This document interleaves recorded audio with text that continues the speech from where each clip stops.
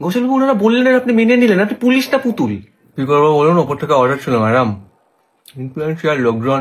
ওই আত খাওয়া স্যালাডটা ওটা ফরেন্সিক করেছিলেন তো, নাকি ওটাও করেননি? হ্যাঁ সেটাও হয়েছে, কিছু পয়জন টয়জন পাওয়া যায়নি স্যালাডে। যেটা আনতে বলেছিলাম এনেছিলেন। নমস্কার।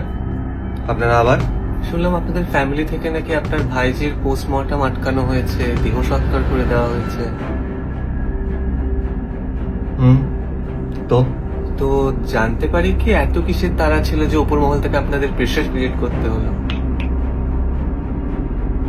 দেখুন, বডিটা নিয়ে নাই কাটাছেড়া করা হলো। মেয়েটা এমনিতেই মানসিক বিষাদে ভুগছিল, একা থাকতো, মেডিকেশনে ছিল।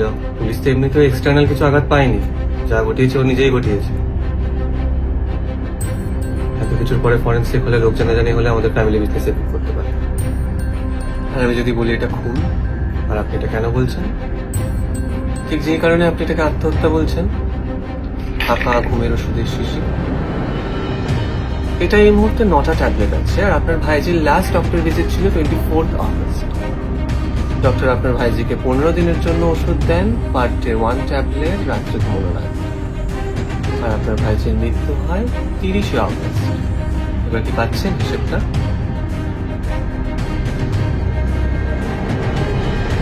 তার মানে ও ঘুমের ওষুধ খায়নি। খুনি ভেবেছিল এটা পাশে রেখে দিলেই প্রমাণ হয়ে যাবে যেটা আত্মহত্যা, কিন্তু তাতে তো প্রমাণ হয় না এটা খুন।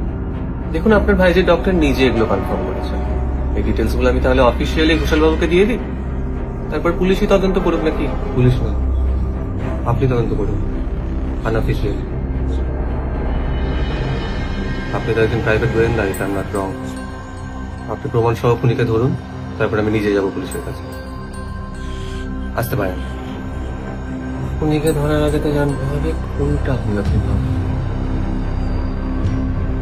বডিতে কোনো এক্সটার্নাল আঘাত নেই, স্যালাডে বিষ নেই,